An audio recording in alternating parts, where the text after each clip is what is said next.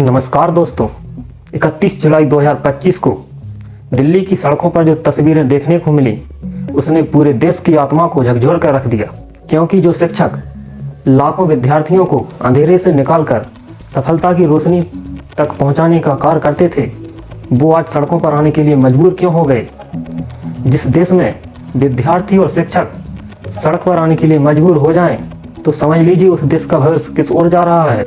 और वह शिक्षक जब अपने बच्चों की हक की लड़ाई के लिए सड़कों पर उतरे तो उन्हें क्या मिला? लाठियां, गिरफ्तारी।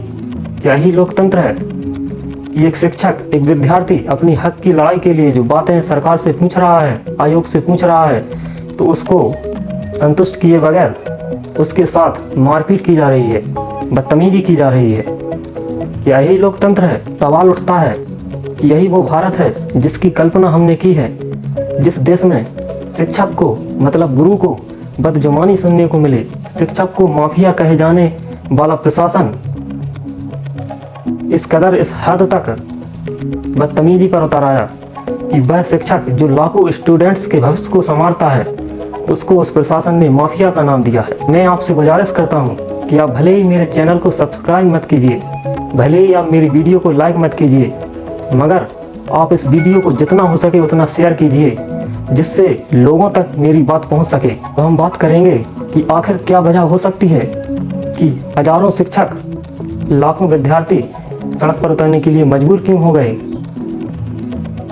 आखिर पुलिस की लाठी चार्ज होने के बाद भी शिक्षक अड़िग क्यों हैं, वो आयोग से जवाब क्यों मांग रहे हैं। तो हम आपको बताते हैं छात्रों की मांग क्या है। छात्रों की मांग है कि एसएससी निजी कंपनियों को हटाकर खुद एसएससी की परीक्षा ले, स्टूडेंट्स को रद्द परीक्षा या गड़बड़ी की सूचना पहले से मिले। क्योंकि अभी हाल ही में जो एसएससी ने पेपर कंडक्ट कराया, उसमें कई छात्रों के साथ ऐसा हुआ है कि छात्र सेंटर पर पहुंच गए, उसके बाद उन्हें पता चला कि उनका एग्जाम रद्द हो चुका है। ना उन्हें पहले से कोई जानकारी दी गई, ना उन्हें कोई मैसेज आया। अब सोचिए उस स्टूडेंट का कितना समय बर्बाद हो गया, उसने उस पेपर के लिए कितनी मेहनत की होगी, लेकिन लास्ट में क्या हुआ, उसका पेपर ही रद्द हो गया। इससे भी बड़ी बात यह है कि कुछ स्टूडेंट्स तो अपने सेंटर पर पहुंचने के बाद पता चला कि उनका centre on the spot change कर दिया गया, वो भी आसपास नहीं, सीधे 400-500 किलोमीटर दूर। अब सोचिए वो स्टूडेंट जो पहले से ही 500-600 किलोमीटर की दूरी तय कर आया हो, अब वो दोबारा दूसरे सेंटर पर जाने जाएगा, या उसे इतना समय है कि वो दूसरे सेंटर पर पहुंच पाएगा। तो ये कुछ खामियां हैं जिनके लिए सारे शिक्षक और स्टूडेंट आंदोलन कर रहे हैं। वो चाहते हैं कि एसएससी अपनी सारी परीक्षाएं पारदर्शिता के साथ और कम से कम तकनीकी गड़बड़ियों के साथ परीक्षा को कंडक्ट कराए, जिससे स्टूडेंट जो सालों से मेहनत करके पढ़ाई करके पेपर देने के लिए जाते हैं, उन्हें ऐसी समस्याओं से ना जूझना पड़े। हाल ही में जो एसएससी ने अपना परीक्षा का टेंडर टीसीएस को हटाकर एडिक्विटी को दिया है, तो हाल ही में हमने देखा है कि एडिक्विटी ने कुछ सेंटर्स तो ऐसे दिए हैं जो बहुत ही खराब हालत में हैं। ऐसा लग रहा है कि उनमें शायद भैंसें बनती हों, और ऐसे केस सामने आए भी हैं। तो मैं आपसे बस इतना ही कहना चाहता हूँ कि इस आंदोलन में सिर्फ शिक्षक और स्टूडेंट ही नहीं, हम सबको भी उनका साथ देना चाहिए।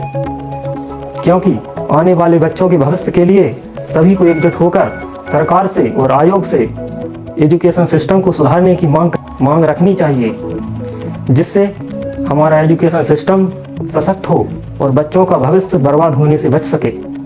अगर ऐसा ही चलता रहा तो आने वाले कुछ सालों में हमारे देश की हालत बहुत बुरी हो जाएगी। इस समय देखा जाए तो हमारे देश का एजुकेशन सिस्टम पूरी तरीके से बर्बाद होने की कगार पर है।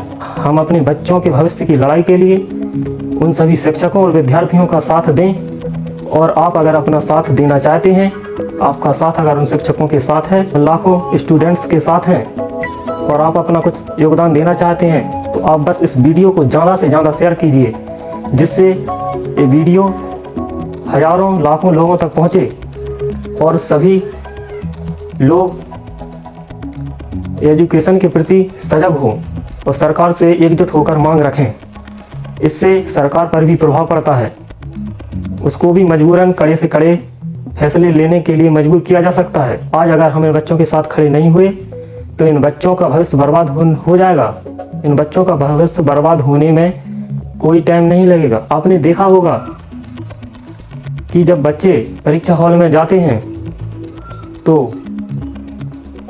तकनीकी समस्याएं आती हैं, और जब बच्चे उस हॉल में जो भी परीक्षा कंडक्ट कराने वाले अधिकारी हैं उनसे शिकायत करते हैं तो उनके साथ मारपीट की जाती है। क्या यही सलूक किया जाता है इस देश में विद्यार्थी और शिक्षक के साथ? सबसे अजीब बात यह है कि एसएससी आयोग के चेयरमैन बोल रहे हैं कि छोटी मोटी गड़बड़ियां होती रहती हैं, ये तो अभी शुरुआत थी एडिक्विटी के लिए। तो देखिए भाई साहब, हर कोई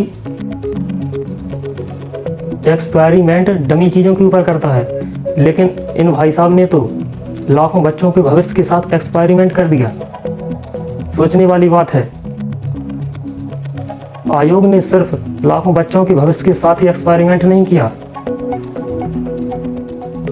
उन लाखों माता पिताओं के साथ भी एक्सपेरिमेंट किया है जो दिन रात मजदूरी करके अपने बच्चों की पढ़ाई के लिए दिन रात मेहनत करके उनकी पढ़ाई के लिए फीस जुटाते हैं। जिनके पास 2 वक्त की रोटी नहीं है वो अपने बच्चों को पढ़ाने के लिए दिन रात मेहनत करके उन्हें पढ़ा रहे हैं, और आपने बोल दिया कि ये तो शुरुआत थी।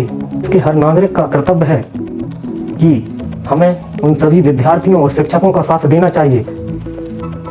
अगर हम उनके साथ दिल्ली नहीं जा सकते तो हमें अपने क्षेत्र में सभी स्टूडेंट्स के साथ मिलकर, सभी शिक्षकों के साथ मिलकर धरना प्रदर्शन करना चाहिए, और इस आंदोलन को पूरे देश में महा आंदोलन का रूप देना चाहिए, जिससे सरकार और आयोग इसके लिए कड़े से कड़े नियम और सशक्त प्रणाली बना सके और परीक्षाओं को पारदर्शिता के साथ करा सके, जिससे विद्यार्थियों को परीक्षा देने में कोई दिक्कत ना आए और उनका रिजल्ट बिल्कुल निष्पक्ष तरीके से बिना घोटाले के परीक्षा का परिणाम आए, जिससे जो विद्यार्थी उस नौकरी के लिए एलिजिबल है वो ही उस नौकरी में प्रवेश कर सके, ना कि घोटालेबाजी से कोई भी अयोग्य व्यक्ति उस नौकरी के लिए आगे जा पाए। मेरा आप सभी से अनुरोध है कि आप भी इस मुहिम में सभी टीचर्स और विद्यार्थियों का साथ दें। जय हिंद, जय भारत।